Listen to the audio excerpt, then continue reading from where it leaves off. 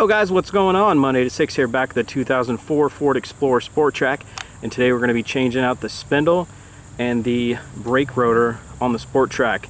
The bearing has failed on the spindle. It's essentially welded itself to it. So today we're going to go ahead and get that taken care of so we can get the Sport Track back on the road.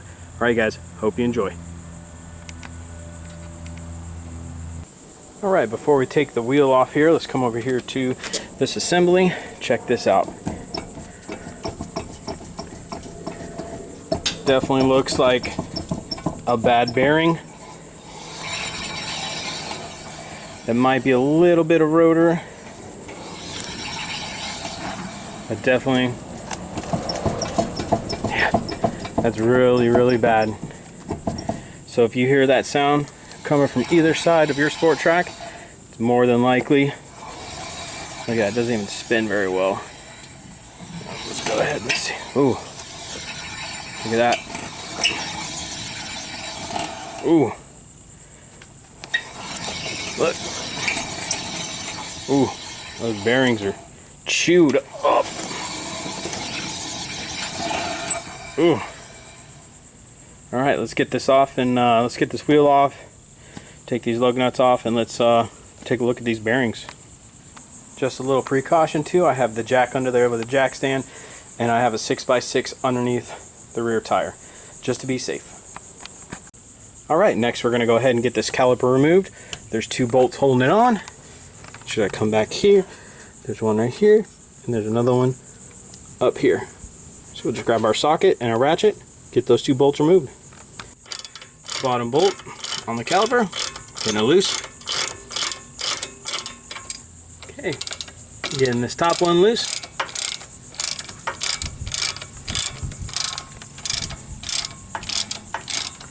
Got both of the bolts removed from the caliper. Let's see the carnage done to my caliper here. You can see that the rotor was chewing into the caliper. Still have plenty of brake pad, but you can see that it was pushing up against the caliper itself. It's probably why the ABS kicked on. Thought it was out of brake pad, but it is definitely going to be something inside of here. We're going to check this out here in just a second. We're going to take this spindle nut cap off right here, see exactly what carnage is going on inside. But this caliper does not look destroyed. We can still use it. Pads still look good. Bolts still look good. So let's see exactly what's going on in here. Want to go ahead and secure that caliper off to the side. Don't want it resting on the brake line here, so we got this bungee just supporting it. So go ahead and get that caliper supported there. We'll get into this. You can use the screwdriver here to get into this spindle nut cover. Just simply put it between here, give it a few whacks with the hammer. This cover should be popping out. Just make sure you do it nice and even on all sides. Eventually this cap will just pop off. You can even take this, just give it a twist on each side.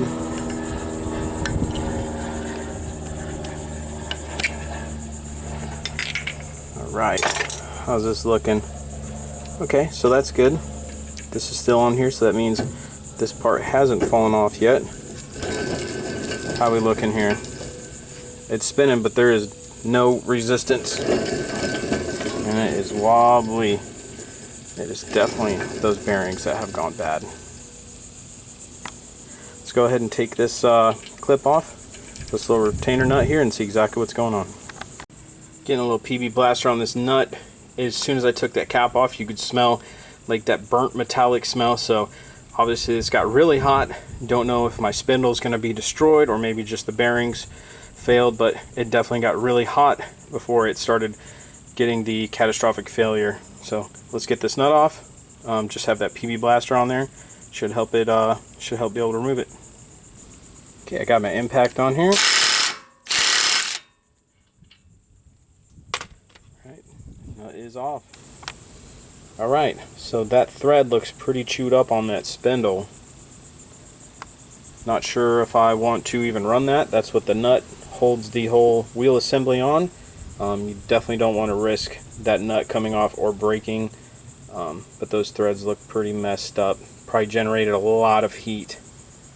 So let's go ahead and get this washer removed and take this assembly out. Yep, bearings definitely failed in there. That's not supposed to be that direction. That would definitely cause your wheel bearing to fail. Looks really bad. Okay, so yeah, this whole bearing assembly seems pretty shot to me. Shouldn't be able to do that with your bearings at all. Just FYI. Trying to get this rotor off. I'm going to try to hit it from the backside with a big hammer. It does look like it generated a lot of heat, so it might be kind of friction welded to that spindle, but penetrated a lot with that PB blaster. Hopefully it's enough to break it free. Okay, I've tried hitting this thing, beating it. It looks like that whole bearing assembly right there is pretty much welded to the spindle. So I'm just going to remove the spindle, which requires removing this bolt, tie rod in, and this lower ball joint right here. So I'm just going to remove everything and get this whole spindle assembly off. Okay, we got the tie rod off. Next we're going to work on this upper part of this spindle. Getting the parts up top removed. Going to get this ABS sensor removed right here. Simply there's just one bolt holding it here, another one holding this wire harness on. Just take a pair of pliers with some PB blaster and just pull this out. Grab a pair of pliers, pull out this ABS sensor right here. Just take a look at it. Still looks like it's in good shape. Okay, we got the whole spindle assembly off. We've got our three best friends help me out there, Mr. PB Blaster, Mr. Torch, and Mr. BFH. Definitely need that to get this lower ball joint off. Just, you know, kind of loosen that castle nut on there, heat it up, hit it with that dead blow hammer on the side, should release it. Everything else was just ratchet and wrench to come off. But, yeah, I would say those bearings are pretty shot. They're not supposed to be sitting that direction. This whole assembly is frozen together, so I will need a new rotor, new bearing, and a new spindle assembly for the right hand side of the Sport Track. It just kind of friction welded itself together. So let's go ahead and get some parts on order and replace this stuff. Okay, here we are back on day 2 of the Sport Track. Trying to change out these bearings for the spindle assembly. We know on here that this assembly is not really doing that well, kind of frozen to it. So ended up going to LKQ, pick apart, and picked up a whole nother assembly right here. You can tell that's exactly how it's supposed to be. Called O'Reilly's AutoZone Advanced Auto. They do not sell this spindle part. It's discontinued. I found a refurbished one for about 300 bucks, and parts may not be available, so it looks like the junkyard was pretty much the only option for this. So I'm going to be changing out that spindle knuckle with this used one from the junkyard. The Sport Track that I pulled it from looked like it was in good shape, still had the tires on it. We'll use this and make it work. The bearings still sound good. I did pick up some red grease right here, so I think I'm going to repack the bearings that are in this one from the junkyard, but I think we'll get a good life out of it and just use this high performance grease on the bearings, and we'll just reassemble the whole unit here on the right side of the Sport Track. Alright, let's put it on. Okay, we got the spindle assembly, we got the lower ball joint nut on, still have to do the tie rod in, and we'll get this top control arm suspension right here. We'll put this in, and then we'll just start eventually putting everything back together.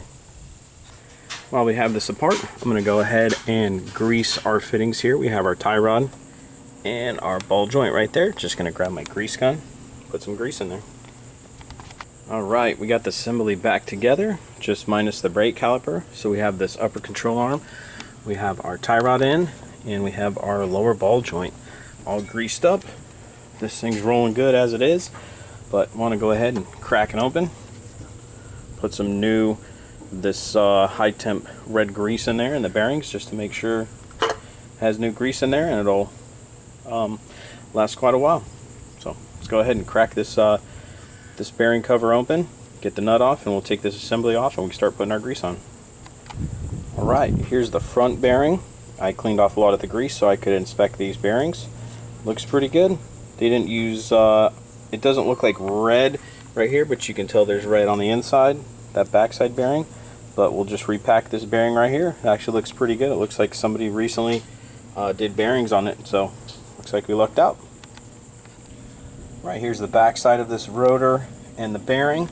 You can tell it already has some of the red grease in there. It looks good. Looks like somebody recently did this.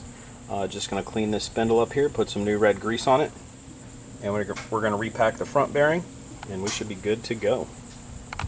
Okay, we got the hub assemblies packed with grease. Got everything tightened back up. This thing's rolling nice and smooth. Bearings are nice and greased. Just have to put that spindle cap back on. I'm going to go ahead and clean up this caliper with some brake parts cleaner. Got some grease on it. We'll clean that up, get ready to put the caliper back on. Okay, looks like we got everything put back together. We got the upper control arm for the spindle. We have the tie rod in. Ball joint down below. We have the caliper on. Just need to put the wheel back on. Okay, let's have a look here. We got the wheel back on. Still got it jacked up in the air. The noise you're going to hear is just the brake pads touching the caliper. But let's go ahead and give this a spin like the Wheel of Fortune.